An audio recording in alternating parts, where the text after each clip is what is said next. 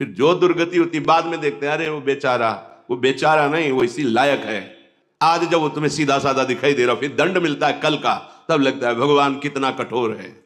और उसकी कठोरता जब देखते उस आचरण की, तब तुम्हें पता चलता। डरो इस बात से। जरूरी है नाम जप करना। नहीं जप करोगे तो दुष्ट मन तुम्हें ऐसी जगह फंसा देगा, सच्ची माने पूरे जीवन की हुई प्रयास, उन्नति की सब बातें नष्ट कर दे, एक क्षण में नष्ट कर देता। धिक्कार है मन को। तो जानना मानस रोग नष्ट हो गए।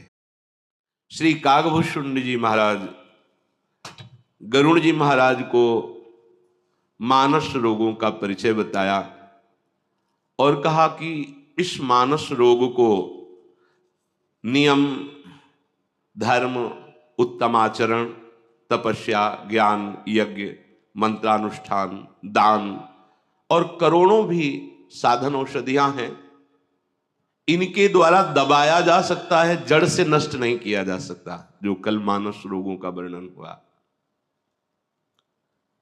अगर ये कहीं जड़ से नष्ट होने वाली बात है तो फिर उसके लिए विधान है। भगवान की कृपा से सदगुरुदेव का वरण कर लेने को मिल जाए। सदगुरुदेव जो सत मार्ग में आरूढ़, जो शब्द ब्रह्म के पारगामी विद्वान और परब्रह्म के अनुभूत, ऐसे सदगुरुदेव का मिलन हो जाए और हम उनको मन वचन कर्म से वरण कर लें, अर्थात उनकी आज्ञा पालन करें। यह जड़ से मानस रोग नष्ट होने का उपाय है। सदगुरु रूपी वैद्य का वरण, उनके आज्ञा वचन उपदेश नाम मंत्र रूपी औषधि का श्रद्धा विश्वास पूर्वक सेवन, परहेज, शास्त्र के विरुद्ध कोई भी भोग स्वीकार न करना, कोई भी शास्त्र विरुद्ध आचरण न करना, ये परहेज। ऐसा करोगे तो ये मानस रोग नष्ट हो जाएंगे जड़ से। आप मानस रोग रहित हो रहे हैं, इसकी पहचान तो जैसे किसी का बुखार या रोग आदि हटता है तो उसकी भूख खुलती है, भोजन अच्छा लगने लगता है। तो जाने जब आपको किसी भी भोग में भोगने की रुचि न रह जाए तो जानना मानस रोग नष्ट हो गए हैं। नित्य नवीन प्रभु के नाम जप में, लीला गुण श्रवण में, गायन में रुचि बढ़ती जाए, भोगों में अरुचि हो जाए। विषय भोग, निद्रा, हंसी, जगत प्रीति, बहुबात अच्छा नहीं लगता। जानो आपका मानस रोग ठीक हो रहा है। कब? सदगुरु रूपी वैद्य, उपदेश वचन नाम मंत्र रूपी औषधि और निषिद्ध भोगों का त्याग रूपी परहेज, तो ये रोग नष्ट हो जाएगा। पहचान रोग नष्ट होने की, समीप पे भोग उपस्थित होने पर भी भोगों के भोगने में रुचि ना होना, भोगों में सुख बुद्धि ना होना, तो मानो आपका मानस रोग ठीक हो रहा है।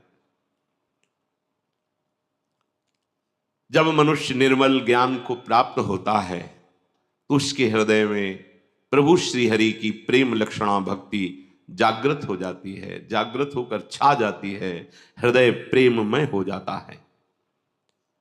भगवान शंकर, ब्रह्मा जी, सुखदेव जी, सनकादि, नारद जी और भी जो ब्रह्म विचार परायण महर्षि मुनिजन हैं, सब कर्मत खगनायक एहा, करिय राम पद पंकज नेहा। श्रुति पुराण सब ग्रंथ कहाही, रघुपति भगति बिना सुख नाही।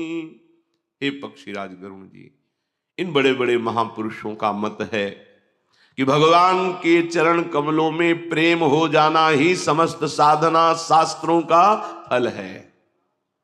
श्रुति पुराण सभी ग्रंथ कहते हैं, यदि हृदय में भक्ति का प्रादुर्भाव नहीं हुआ, प्रेम का प्रादुर्भाव नहीं हुआ, तो सो सब धर्म कर्म जल जाओ, किसी काम के तुम्हारे धर्म कर्म नहीं रहे। कभी तुम जो निज सुख है उसका अनुभव नहीं कर पाओगे। और निज सुख बिन मन होई कि थेरा, मन तुम्हारा भटकाता हुआ न जाने कितनी योनियों में लोकांतर में तुम्हें दुख देगा। बिना प्रभु के चरण कमल में प्रेम हुए सुख का कहीं लवलेश मात्र आपको लोक लोकांतर में कहीं भी भटक लो नहीं मिलेगा। ये साफ संतों का, ग्रंथों का एक मत है।